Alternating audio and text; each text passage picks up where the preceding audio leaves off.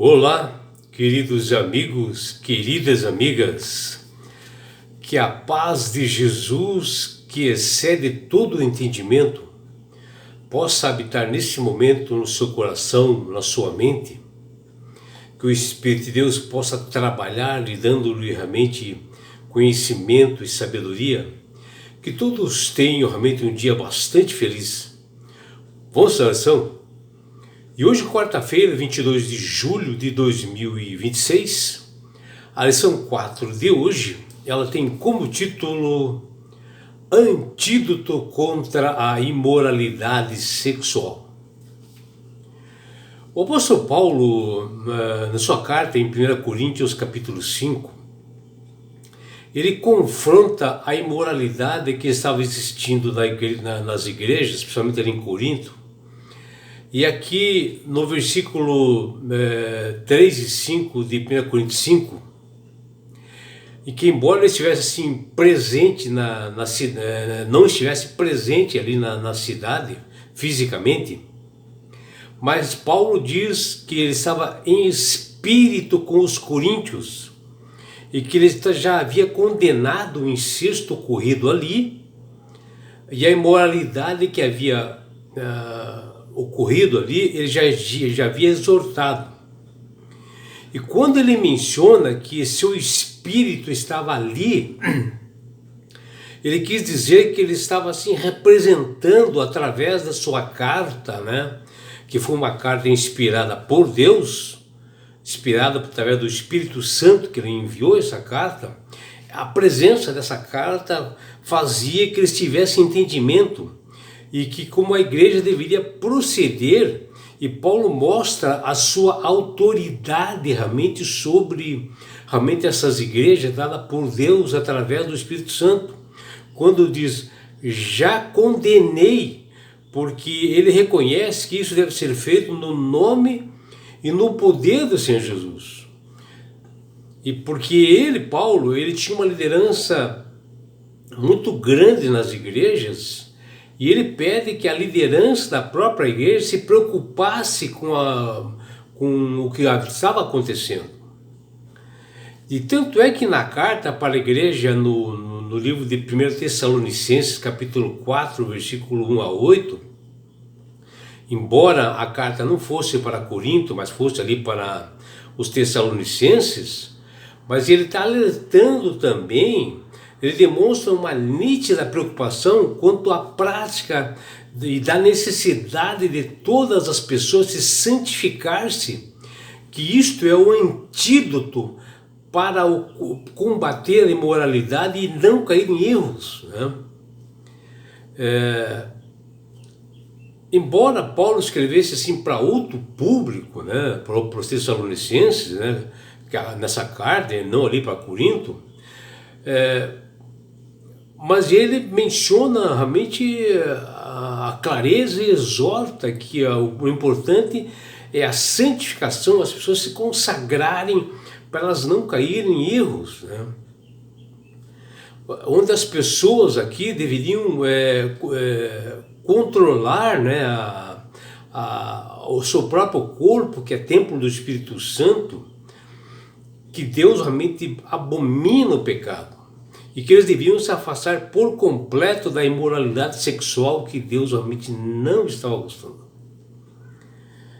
Alguns coríntios ali pessoas, membros ali da igreja, daquela cidade de Corinto, aparentemente eles acreditavam, né, que eles por terem sido libertos através do evangelho, né, que o próprio Paulo havia pregado ali, eles poderiam fazer qualquer coisa.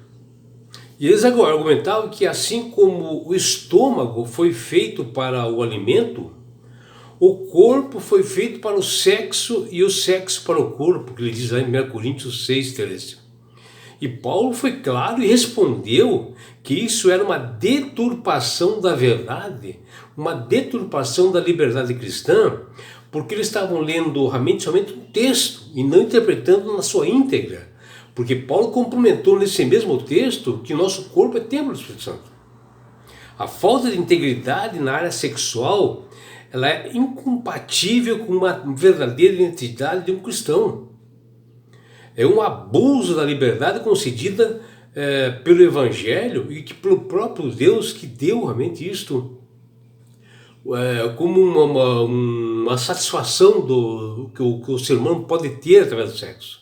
Que fala em Romanos capítulo 8, versículo 2 e Gálatas capítulo 5, versículo 13.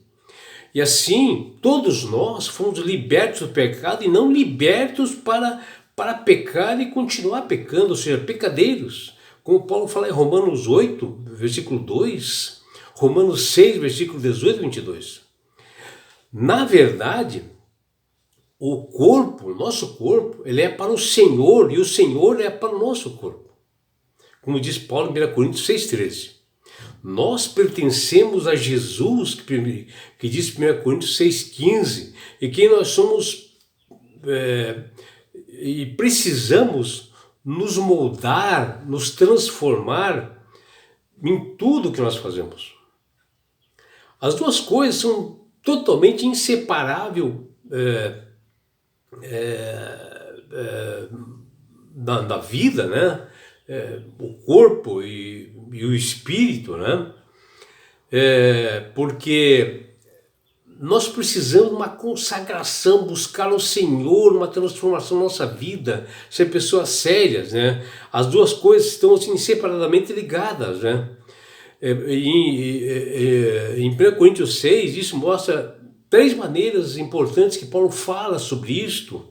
Primeiro, nós somos identificados e todos nós fomos lavados, santificados e justificados através de Cristo, no nome do Senhor Jesus, que Ele morreu na cruz por nós, e no Espírito de Deus, que está lá em 1 Coríntios 6,11. Os pecadores listados ali em 1 Coríntios capítulo 6, versículo 9 e 10, assim bem como a imoralidade sexual denunciada aqui, e que Paulo menciona lá em 1 Coríntios capítulo 6, versículos 12 a 20, não tem lugar na vida de quem foi lavado pelo sangue de Jesus, que foi santificado, que foi justificado pela graça. O segundo ponto é que todos nós somos membros de Cristo, né? Porque Cristo ele é a cabeça da igreja e nós somos o corpo. Nós somos fazemos membros que fazem parte do corpo, que está em 1 Coríntios 6,15. Isso significa que nós devemos estar puros e unidos a Ele, que diz lá em 1 Coríntios 6,17. E assim, a imoralidade sexual, ela viola essa união. Não é possível um membro de uma igreja, um membro que pertence ao corpo de Cristo, ele ser deturpado em pecado e imoralidade. Deus abomina isso, que está em 1 Coríntios 6, versículos 13 e 15. Quem se une a uma outra pessoa em uma relação sexual ilícita fora do casamento, torna-se um só corpo com ela. E lá em 1 Coríntios 6,16. E a união com Cristo por meio do Espírito Santo deve se orientar dentro da ética cristã nessa esfera. Terceiro ponto, o nosso corpo é templo do Espírito Santo. Nosso corpo ele é santuário do Espírito Santo. Que está em 1 Coríntios 6, versículos 19 a 20. A única forma de nós vivermos em santidade e integridade nessa área é se manter por completo no relacionamento íntimo com Cristo todos os dias, numa consagração, numa santificação todos os dias, por meio do Espírito Santo. Em outro texto, Paulo descreve essa experiência de ser templo do Espírito com uma atitude de apresentar o nosso corpo como sacrifício vivo, santo e agradável a Deus, que está lá em Romanos 12, 1. E o que nós podemos ver dentro dessa lição, meus amigos e minhas amigas, uma lição assim maravilhosa, que Paulo faz uma exortação ali para Corinto, mas que é para nós também, nós cuidarmos a mente com os pecados e tanto que nós comemos, nos alimentamos do nosso corpo, que seja algo sadio, porque o nosso corpo é templo do Espírito Santo, não só coisas físicas, né, mas coisas espirituais, para nós nos santificarmos. Apesar da igreja de Tessalônica, né, que ele manda essa carta, e eles serem pessoas infiéis e generosas, mas eles também existiam o risco de se envolverem ou se tornarem permissivos aos pecados sexuais, era muito grande, como ocorreu ali em Corinto. Haja visto ser uma igreja composta por gentios também, né, que tinham e traziam muitos costumes, tradição de suas regiões para dentro da igreja, que como ocorreu ali em Corinto, né? E Paulo procurou exortar a todos, inclusive Tessalônica e todas as igrejas, inclusive a nós hoje. Quando ocorreu aquele pecado do incesto ali em Corinto, né? Que aquele homem começou a ter relações sexuais com a sua madrasta, né? Aquele homem que havia pecado continuava ali dentro da igreja normalmente, tranquilamente, tendo as atividades normais. E Paulo observou isso e disse para os irmãos da igreja de Corinto: e vocês estão orgulhosos, não deviam, porém deveriam estar cheios de tristezas. 1 Coríntios 5:1. 1 Coríntios capítulo 5 diz aí. O apóstolo estava mais preocupado que os próprios cristãos de Corinto, que estavam passando a mão na cabeça do pecado, e aquela pessoa ali dentro da igreja e continuava pecando, pareciam não levar o pecado a sério, estavam totalmente despreocupados. E assim o antídoto para isto, para o pecado das pessoas na igreja, era o reavivamento, uma consagração a Deus, uma santificação, uma busca de um culto racional todas as manhãs, se batizar do Espírito Santo, uma entrega para o Senhor. Fazer do corpo um templo do Espírito Santo e fazer uma mudança de alimentação física e espiritual. A mensagem de Paulo sobre a cruz de Cristo, a mensagem da salvação que ele pregava, que a salvação é pela graça, unicamente pela fé em Jesus, ela é bastante libertadora, né? Quando você aceita somente a Jesus como Salvador e Senhor, há uma libertação em você.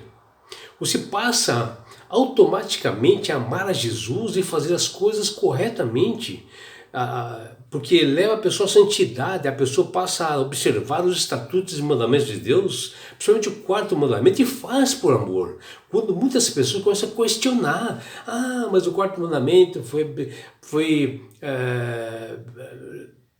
tirado por Jesus, ele disse só amor.